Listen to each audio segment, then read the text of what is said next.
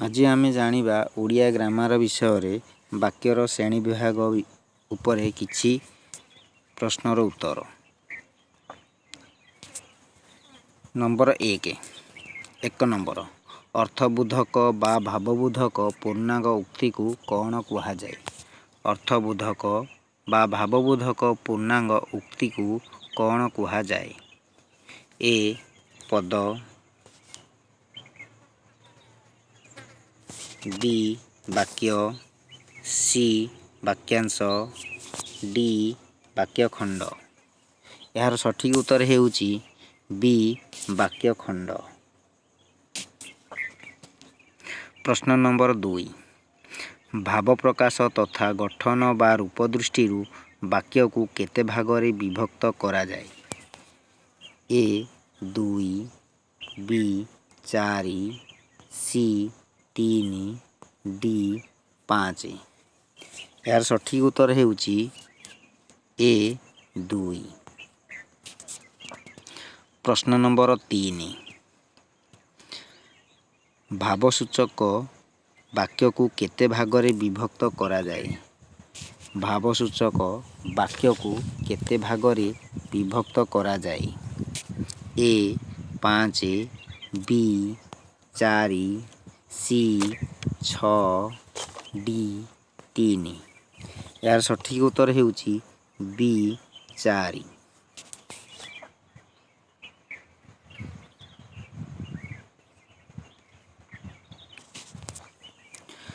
Number 5 ଯେଉଁ ବାକ୍ୟରେ କୌଣସି ବିଷୟରେ କିଛି ବର୍ଣ୍ଣନା ବା ବିବରଣୀ ଦିଆଯାଏ ତାହାକୁ କ'ଣ କୁହାଯାଏ? ଏ ବିବୃତ୍ତି ସୂଚକ ବିବରଣାତ୍ମକ, ବି ପ୍ରଶ୍ନସୂଚକ, ସି ଅନୁଜ୍ଞାତ୍ମକ ବା ଆଦେଶ ମୂଳକ, ଡି ବିସ୍ମୟ ସୂଚକ। ଏହାର ସଠିକ୍ ଉତ୍ତର ହେଉଛି ଡି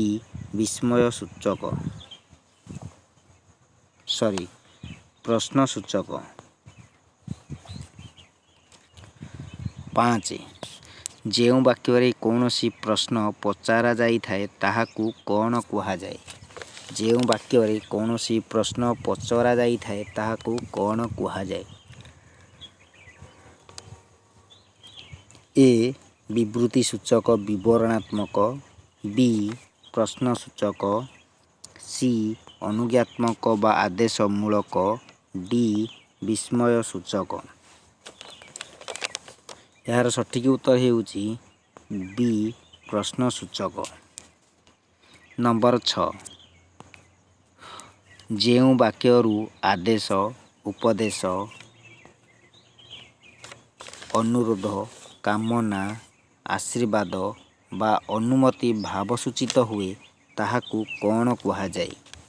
ଅପସନ୍ ଏ ବିବୃତ୍ତି ସୂଚକ ବିବରଣାତ୍ମକ, ବି ପ୍ରଶ୍ନସୂଚକ, ସି ଅନୁଜ୍ଞାତ୍ମକ ବା ଆଦେଶ ମୂଳକ, ଡି ବିସ୍ମୟ ସୂଚକ।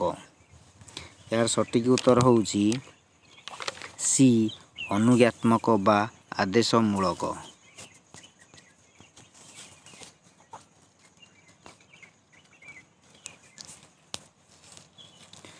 ନମ୍ବର 7 ଯେଉଁ ବାକ୍ୟ ମନର ବିସ୍ମୟ ବା ଆଶ୍ଚର୍ଯ୍ୟ ଭାବକୁ ପ୍ରକାଶ କରେ ତାକୁ କ'ଣ କୁହାଯାଏ?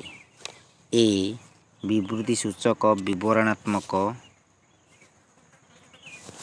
ବି ପ୍ରଶ୍ନସୂଚକ, ସି ଅନୁଜ୍ଞାତ୍ମକ ବା ଆଦେଶ ମୂଳକ, ଡି ବିସ୍ମୟ ସୂଚକ। ଏହାର ସଠିକ୍ ଉତ୍ତର ହେଉଛି ବିସ୍ମୟ ସୂଚକ, ଡି।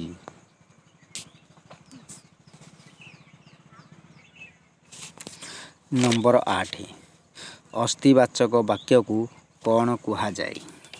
ଏ ନିଷେଧ ସୂଚକ ବାକ୍ୟ, ବି ବିଧି ସୂଚକ ବାକ୍ୟ, C A and B, D କେଉଁଟି ନୁହେଁ।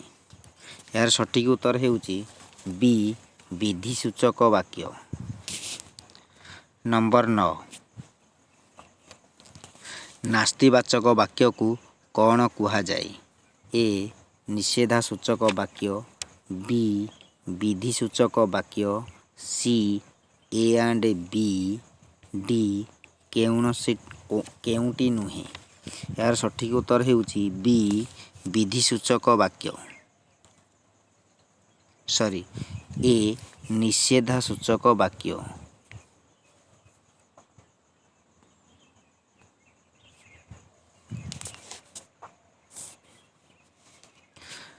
दश नंबर प्रश्न गठनमूलक बा रूप सूचक वाक्य को केते प्रकार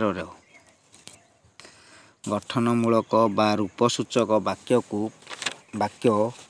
केते प्रकार ए 2 प्रकार बी 3 प्रकार सी 4 प्रकार डी 5 प्रकार। यार सठिक उत्तर हेउची बी 3 प्रकार। प्रश्न नंबर 11 गोटिए मात्र समापिका क्रिया थिबा वाक्य को कौन कुहा जाए। ए सरल वाक्य बी जटिल वाक्य सी मिश्र वाक्य डी यौगिक वाक्य। यार सठिक उत्तर हेउची ए सरल वाक्य। प्रश्न नंबर 5 सरल वाक्य एक बा एकाधिक समापिका क्रिया थाई पारे। ए ठीक बी भूल सी नथाई पारे डी केउंटी नुहे। यार सठिक उत्तर हेउची ए ठीक सरल वाक्य रे एक बा एकाधिक समापिका क्रिया थाई पारे। प्रश्न नंबर 13 वाक्य रे जेते गुड़िए असमापिका क्रिया थिले मध्य जदि गोटिए समापिका क्रिया थाए तेबे ताहाकू कौन कुहा जाए। ए सरल वाक्य बी जटिल वाक्य सी मिश्र डी यौगिक वाक्य। यार सठिक उत्तर होची ए सरल वाक्य।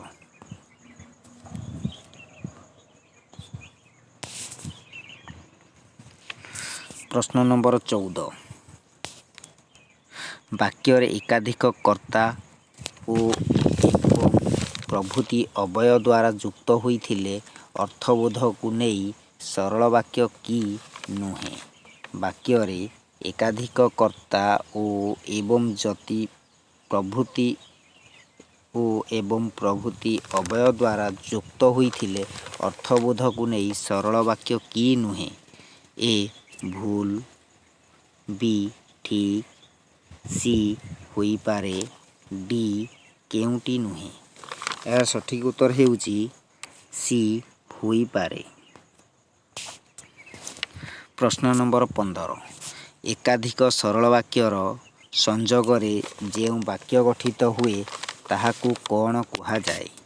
ए सरल वाक्य बी जटिल वाक्य सी मिश्र वाक्य डी यौगिक वाक्य। यार सठिक उत्तर हेउची डी यौगिक वाक्य। प्रश्न नंबर 16 सरल वाक्य गुड़िकरे केउ पद संपृक्त हेले केउ वाक्य रे परिणत हुअन्ति। ए सरल वाक्य बी जटिल वाक्य सी मिश्र वाक्य डी यौगिक वाक्य। यार सठिक उत्तर हेउची यौगिक वाक्य डी यौगिक वाक्य।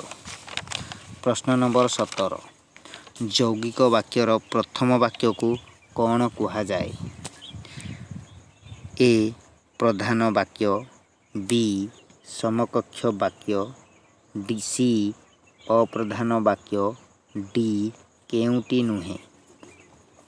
यार सठिक उत्तर हेउची समकक्ष वाक्य बी।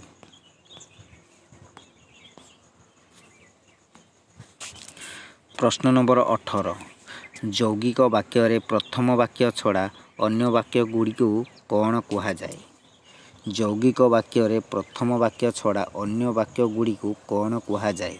ए प्रधान वाक्य बी समकक्ष वाक्य सी अप्रधान वाक्य डी केउंटी नुहे। यार सठिक उत्तर हेउची समकक्ष वाक्य ऑप्शन बी समकक्ष वाक्य। प्रश्न नंबर 19 केतेक स्थल रे ଗୋଟିଏ ଯୌଗିକ ବାକ୍ୟରେ ଅନେକ ସମକକ୍ଷ ବାକ୍ୟ ଥିଲେ ମଧ୍ୟ ଗୋଟିଏ ଅବୟବ ବ୍ୟତୀତ ଅନ୍ୟଗୁଡ଼ିକ ଉହ୍ୟ ଥାଏ। ଏ ଠିକ୍, ବି ନଥାଏ, ବି ଭୁଲ, ସି ନଥାଏ, ଡି ଥାଇପାରେ। ଏହାର ସଠିକ୍ ଉତ୍ତର ହେଉଛି ଏ ଠିକ୍। କେତେକ ସ୍ଥଳରେ ଗୋଟିଏ ଯୌଗିକ ବାକ୍ୟରେ ଅନେକ ସମକକ୍ଷ ବାକ୍ୟ ଥିଲେ ମଧ୍ୟ ଗୋଟିଏ ଅବୟବ ବ୍ୟତୀତ ଅନ୍ୟଗୁଡ଼ିକ ଉହ୍ୟ ଥାଏ। ପ୍ରଶ୍ନ ନମ୍ବର 20। ଏବଂ କୁ ବାତ୍ ଦେଲେ ଯୌଗିକ ବାକ୍ୟ ଗୁଡ଼ିକ କିପରି ଯୁକ୍ତ ହୋଇଛନ୍ତି? ଏ ବିରାମ ଚିହ୍ନ, କମା, ବି ଓ ସି କିନ୍ତୁ, ଡି ଯେ ସେ। ଏ ବିରାମ ଚିହ୍ନ, କମା, ବି ଓ ସି କିନ୍ତୁ, ଡି ଯେ ସେ। ଏହାର ସଠିକ୍ ଉତ୍ତର ହେଉଛି ଏ ବିରାମ ଚିହ୍ନ, କମା।